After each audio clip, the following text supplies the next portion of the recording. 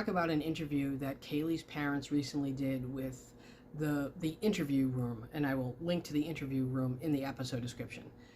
Now, in the episode, Kaylee's parents refer to a time when, right before they were notified of the murders, they said that their young daughter, Kaylee's younger sister, received a call from a neighbor about something having happened at the King Road house.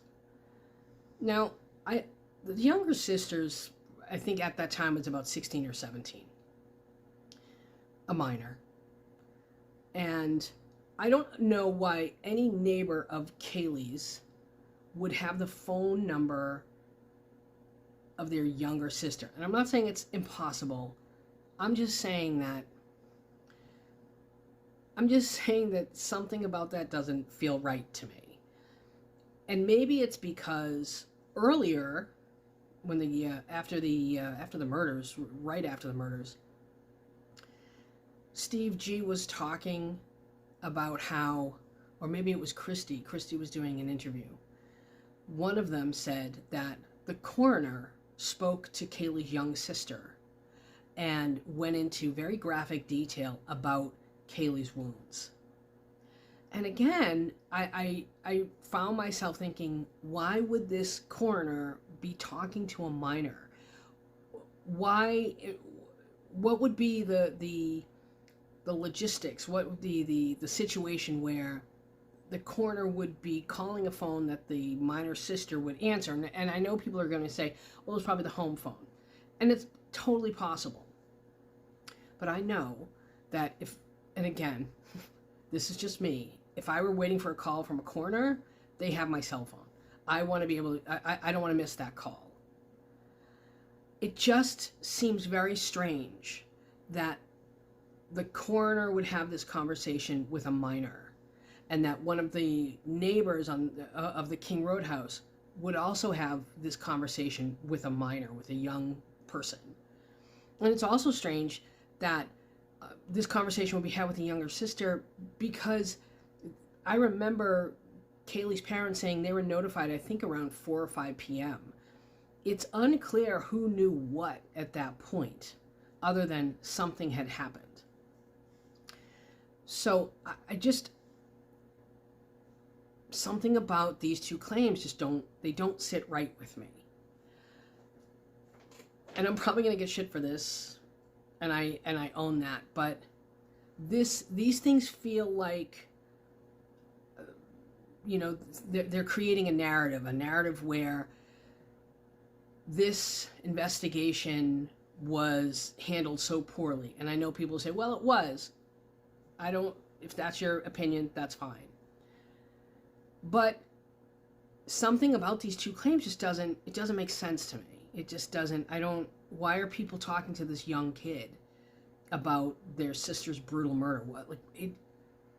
Am I alone in this? If I am, let me know in the comments. If I'm not, let me know in the comments. But that whole thing just didn't sit well with me. One of the things I believed, or the impression that I had after reading those messages that Steve G sent to the internet friend or whatever, the other internet detective, the sense that I got, and he even says in the messages, we want to make sure that the police are doing their job. I've felt from the beginning that they were gearing up for a lawsuit, like from the start. And again, I could be wrong, but something about these two claims, they're not. Now I want to talk about something that I just heard on the latest episode of NIKKA'S NEURO Nuggets, and I'll link to the episode in the episode description. I want to play this clip for you, and hopefully someone can help me out here. So one must wonder if this is the reason that Bryan Kohberger was randomly selected to go in for an interview with Chief Fry after his car was called in. We know that he went in and did this interview, and they selected him despite his vehicle not fitting the BOLO description, despite it not fitting expert testimony, and despite it not fitting camera grabs of the actual car. So there is a lot that should raise questions. I do not remember hearing that Brian Kohberger had any kind of interview with Chief Fry. Now, I heard that he interviewed with Pullman PD for an internship that he didn't get, but Chief Fry doesn't work for Pullman PD. And what I don't know what she's referring to when she says what he was randomly selected for this interview, even though his car didn't fit the description. The only time I know that he was interviewed was after he was arrested, and he was interviewed very, very briefly, and once the topic of the murders came up, he asked for a lawyer, which is a smart thing to do. I have never heard anything about this interview with Chief Fry. Has anybody else heard this? And I've researched this, and I can't find anything. So can you help a sister out and explain to me what she's talking about? And one last thing. And I know people probably have moved on from the whole leaked messages thing, but I discovered something. I was asked for some help from somebody on something, and I was doing some research, and I figured something out. When Steve G is having a conversation with his internet friend, you know, where the one whose messages were leaked, at 5:36 p.m. on July 9th, he says that in that conversation, that's where he tells the internet friend that the roommates were texting during the murders.